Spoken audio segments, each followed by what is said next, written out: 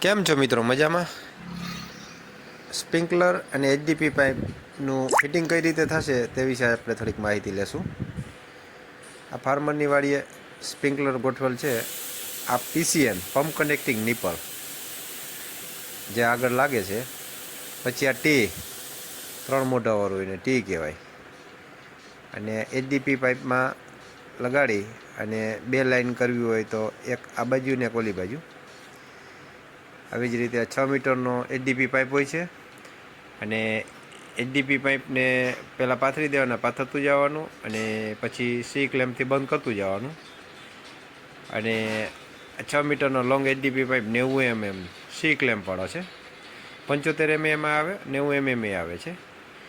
અને ખેતરમાં આપણે જે રીતે પાકમાં ઉપયોગ કરવો હોય એ રીતે આપણે પાઇપ પાથરી અને સ્પ્રિંકલરને ગોઠવી દેવાના.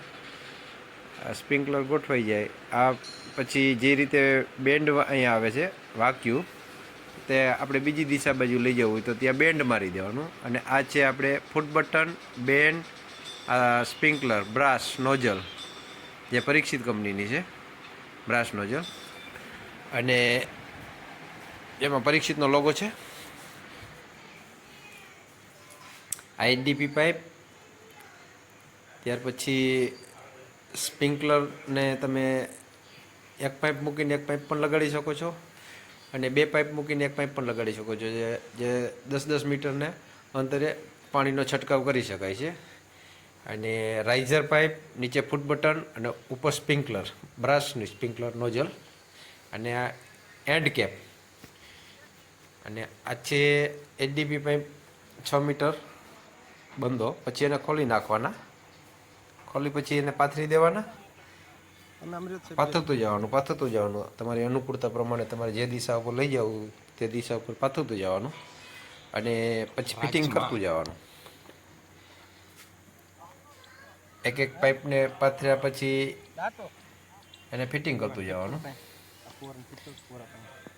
મેલ અને ફિમેલ જે એકસાથે જોઈન્ટ કરી, મેલ ને ફિમેલ સાથે એકબીજા સાથે જોઈન્ટ કરી અને ફિટ કરી દેવાનું. અને આ સી ક્લેમ્પ છે એને લોક કરી દેવાનું. જે આ રીતે ફૂટ બટન ઉપાડ્યું, આ સી ક્લેમ્પ લોક થઈ ગયો. આ થઈ ગયું લોક. આવી જ રીતે બધા સ્પ્રિંકલરને ગોઠવતું જવાનું. બધા ફુવારા આવી રીતે ગોઠવાઈ જાય પછી જે આ રીતે મેલ અને ફિમેલ જોઈન્ટ કરી દેવાનું. અને સી ક્લેમ્પ છે એને પેક કરી દેવાનું. પછી પાણી ચાલુ કરો એટલે સી ક્લેમ્પ ત્યાંથી નીકળે નહીં. એનું પ્રેશરનું મેન્ટેન કરેલું જ હોય છે. આ થઈ ગયું ફિટ સી ક્લેમ્પ. આવી જ રીતે બધા પાઇપ પાથરી દેવાના. સ્પ્રિંકલર જે રીતે અનુકૂળ પડે તે રીતે સ્પ્રિંકલર ગોઠવી દેવાના. જે રીતે તમારે ખેતરમાં અનુકૂળ પડે એ રીતે પાણીના છંટકાવ કરવો હોય તે રીતે સ્પ્રિંકલરને ગોઠવી દેવાના. વચ્ચે નીચે છે ફૂટ બટન, બેન્ડ, રાઇઝર પાઇપ ને એચડીપી પાઇપ. આ રીતે પાથરતું જવાનું. વ્યવસ્થિત પથરાઈ જાય પછી એને ચાલુ કરી દેવાનું. આ છે સ્પ્રિંકલર પદ્ધતિ જે ખેડૂતને પિયતમાં અનુકૂળ આવે.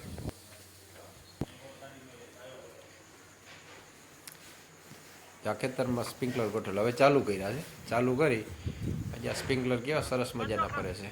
આ રીતે ચાલુ કરી દેવાના એટલે તમારા પાકમાં તમને અનુકૂળ પડે એ રીતે તમે એનો છંટકાવ કરાવી શકો છો.